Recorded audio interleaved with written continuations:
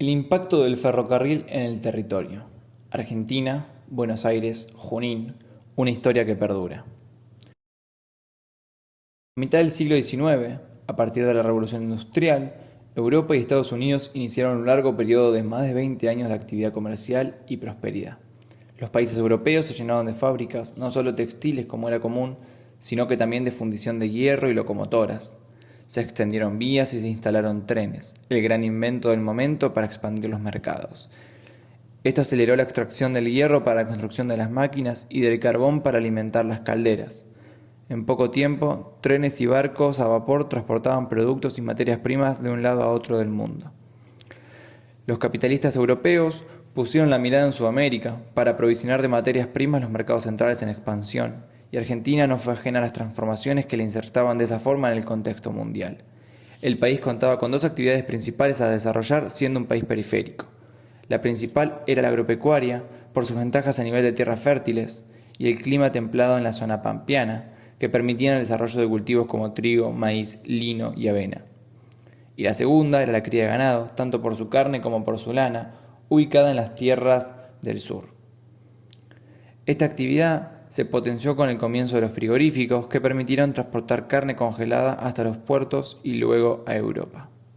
Para hacer factible el despliegue de las actividades y lograr la fluidez de la producción hacia Europa, compañías extranjeras, en su mayoría inglesas y en menor medida francesas, invirtieron en la construcción de una red de transporte más eficiente que pudiera brindar al país la capacidad de crecer y exportar, logrando la conexión entre distintos puntos del territorio, consolidando el país, promoviendo el desarrollo económico y bajando los tiempos y los costos de transporte. Más allá de los efectos en la producción, la llegada del tren a distintos puntos del territorio produjo cambios en la forma de vida y en las perspectivas de las comunidades originadas en torno a este modo de transporte y vinculadas por el mismo. Además, se aceleró la dinámica productiva y comercial y se incrementaron las construcciones edilicias y de infraestructuras. El ferrocarril, que llegó a suplantar las carretas, permitió extenderse y abarcar la mayor parte del territorio argentino, en gran parte posicionándose sobre los caminos reales ya existentes. Gracias a su velocidad, acortó tiempos de meses a días y en base a su tamaño, posibilitó capacidades de carga totalmente superiores a los otros medios de transporte. La primera línea ferroviaria se fundó solo 2 años después de la firma de los convenios con las empresas en 1857. El primer trayecto del ferrocarril en la Argentina partía de la estación del Parque en un recorrido de 10 kilómetros hasta la estación de Floresta mediante el ferrocarril oeste. La estación del Parque se ubicaba en la manzana que hoy se encuentra el Teatro Colón y fue inaugurada y habilitada en 1957, mismo año del primer recorrido. Entre 1880 y 1920, la red ferroviaria argentina pasó de tener 2.516 kilómetros a más de 35.000 kilómetros de longitud, lo que la convirtió en la más larga del continente de América del Sur y la octava más larga del mundo. Analizando la distribución de la red ferroviaria en Argentina de finales del siglo XIX, comenzó a hacerse clara la diferencia entre el área pampeana y el resto del país. En La Pampa, los réditos por el transporte de la producción agropecuaria garantizaron la instalación de ferrocarriles privados, mientras que en el norte resultó determinante la construcción de ferrocarriles de fomento por parte del Estado. Los ramales de las distintas compañías ubicaron sus estaciones en los pueblos y en las estancias ya existentes, y fueron originando nuevos puntos de asentamiento al introducirse en el interior del país a lo largo de su recorrido. La instalación de los talleres ferroviarios fortaleció también la actividad económica de las localidades involucradas, otorgándoles, por su envergadura y significado, identidad ferroviaria. De este modo, las redes de transporte para la producción agropecuaria se convirtieron en vehículos de flujos comerciales y económicos hacia los puertos del litoral, pero también generaron conexiones intrarregionales que reforzaron los vínculos internos, ayudando a definir como región al conjunto de municipios pertenecientes al noroeste de Buenos Aires. En octubre de 1882 se creó la Compañía de Propiedad y Administración Británica Ferrocarril Buenos Aires al Pacífico. El 10 de agosto de 1882 se iniciaron los primeros tramos construidos que vincularon Villa Mercedes y San Luis. Así, 2 años después se libró el servicio al público entre San Luis y Mendoza, y para 1885 ya se conectaba también Mendoza y San Juan. Ese mismo año también se concretó el tramo Mercedes-Buenos Aires-Chacabuco, y en 1886 Diego de Alvear y Villa Mercedes-San Luis. Se puede observar, entonces, que en 4 años el VAP se convirtió en la red troncal entre Mercedes, provincia de Buenos Aires, y San Juan. En 1888, el VAP conectó a Palermo con Retiro, la cual no se preveía como estación terminal, pero por motivos económicos globales se utiliza hasta estos días. El VAP tomó el control del tráfico de las provincias de Córdoba, San Luis, San Juan y Mendoza con la capital federal, consiguiendo un total de 9.397 kilómetros de vías. En 1910 el ferrocarril se conectó con Chile mediante el Trasandino. A pesar de no aportar un gran aumento de tráfico en la red, logró su objetivo tan deseado. El ferrocarril transportaba granos, ganado y también cumplía la función de transporte de pasajeros. Antes de la introducción del VAP, ya existía un camino real que conectaba Buenos Aires, San Luis, Mendoza y Santiago de Chile. Sin embargo, con la llegada del ferrocarril se dejó de utilizar esta red vial y no fue hasta el año 1932 que recobró importancia. Ese mismo año se creó la Dirección Nacional de Vialidad, que surge como un complemento automotriz para la red ferroviaria ya existente. Esto se vio impulsado desde organismos internacionales, dando comienzo 3 años más tarde a la construcción de la Ruta 7, conocida anteriormente como un camino real. Al igual que en la mayoría de los casos, la nueva ruta oficial corría paralela a las vías del ferrocarril, en este caso de Buenos Aires al Pacífico. Entre 1942 y 1969 se terminó de pavimentar el tramo Chacabuco-La Bulache, que tiene como punto intermedio a la localidad de Junín, parte del territorio que atravesó una serie de transformaciones en función de sus vías de circulación. La historia de Junín se remonta al año 1826, cuando Bernardino Rivadavia ordenó la creación de 3 fuertes para ampliar la línea de la frontera. Uno de estos era el fuerte de la Federación que se fundó en 1827 en la actual Plaza 9 de Julio. En 1829 se cambió el nombre por Junín en homenaje a un soldado que defendió el fuerte y participó en la batalla de Junín por la libertad de Perú. Para el año 1830 el territorio se encontraba despoblado como consecuencia de los frecuentes ataques por parte de los pueblos originarios. Unos años después, y con Rosas como gobernador, el fuerte retomó su nombre original y se volvieron a establecer allí las personas. Se repartieron, entonces, las tierras y se comenzaron a sembrar distintos cultivos. El desarrollo estaba relacionado a la actividad militar y era de extrema miseria y precariedad. En 1852, con la caída de Rosas, el fuerte no solo pasó a llamarse nuevamente Junín, sino que trajo aparejado gran cantidad de malones, obligando a los habitantes de la localidad a migrar hacia otros centros. Recién en 1865 se efectuó la mensura del tejido y la traza del partido, declarado como tal en 1854. Se proyectaron la calle principal y las transversales, las manzanas, la iglesia, la escuela, la plaza de la guardia, la pulpería y el cuartel de las tropas.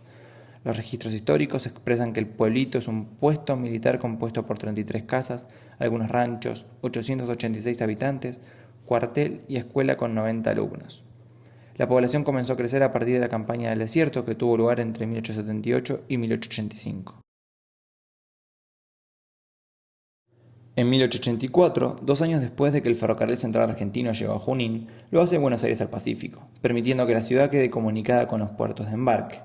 Esto significaba una salida fácil de la producción agrícola-ganadera. En función de las vías del tren se fueron conformando barrios, reconfigurando el paisaje y definiendo las nuevas trazas urbanas. Las vías del tren se convirtieron en límites de los núcleos habitacionales. En la zona remarcada en azul se encuentra la estación del ferrocarril VAP, los talleres ferroviarios y los demás edificios del ferrocarril que en gran parte se encontraban alrededor de la plaza remarcada en verde.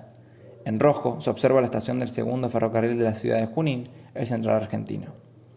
Estos talleres fueron de los más importantes del país y de esta red, que para el año 1970 contaba con 3 talleres de trocha ancha: Alianza en Santos Lugares, provincia de Buenos Aires, Junín y Mendoza capital.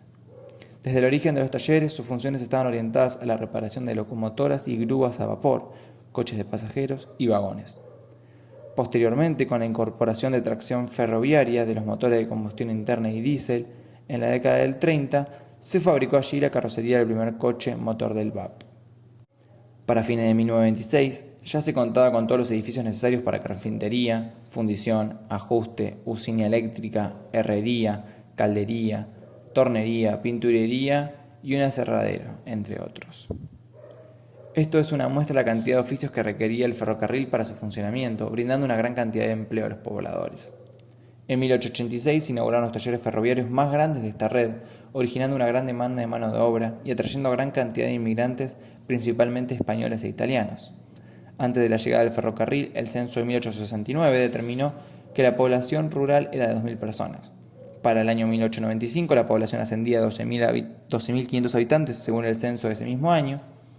Este crecimiento continuó y a principios de 1900 la población ascendió a 23.000, de los cuales el 40% dependía del trabajo ferroviario. En 1912 los talleres contaban con 1.600 trabajadores y llegaron a la cifra récord de 3.473 en 1926. Tal fue la importancia que comenzó a ganar la localidad en torno al ferrocarril, a sus talleres, junto con el crecimiento demográfico, que fundamentaron la declaración de Junín como ciudad en el año 1906. En 1937, como consecuencia de la crisis del 30, se fusionaron el Ferrocarril Central Argentino y el VAP. A raíz de esto, las vías y la estación del Central dejaron de funcionar. Donde circulaba el Central se construyó la avenida San Martín, y donde se ubicaba la estación hoy se encuentra un grupo de 5 plazas, la terminal de ómnibus y otras edificaciones. Cuando los ferrocarriles se nacionalizaron en 1948, el ramal Buenos Aires al Pacífico se asoció al Ferrocarril General San Martín, utilizando este nombre a partir de este suceso. Este hecho no logró fomentar lo suficiente el empleo como para que se alcanzaran las máximas cifras de contratación de personal que se habían registrado en el año 1926. En 1958 se produjo el segundo mayor momento de contratación y a partir de ahí el número de empleados comenzó a descender. A principios de los 90, los ferrocarriles se privatizaron y reestructuraron, dando lugar al cierre del ramal en marzo de 1993.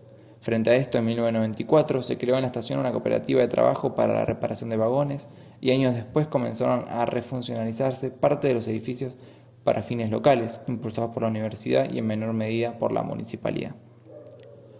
Esta situación se vio replicada en diferentes destinos del país, que surgieron acompañando a la red ferroviaria y al recortarse o cerrarse ciertos tramos, los pueblos debieron readaptarse económicamente a la situación actual. Algunos lograron perdurar, aunque gran parte de los poblados terminó desapareciendo por su desconexión con el resto del territorio. La disminución de la inversión en la red ferroviaria condujo a un déficit operativo y financiero que llevó a la desarticulación de la red.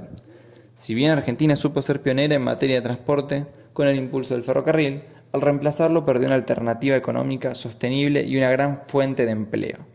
El ferrocarril dio inicio a la mayoría de los poblados de la Argentina y en muchos casos determinó también su futuro.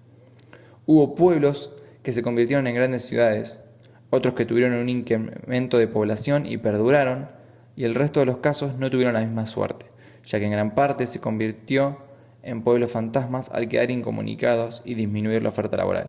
Estas situaciones, como falta de empleo y de posibilidades de estudio, terminaron generando migraciones hacia ciudades capitales o de mayor relevancia, provocando el abandono definitivo del lugar de origen.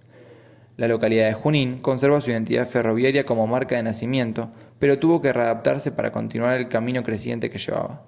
Supo hacerle frente a un cambio determinante en la historia y siguió su camino por otras vías.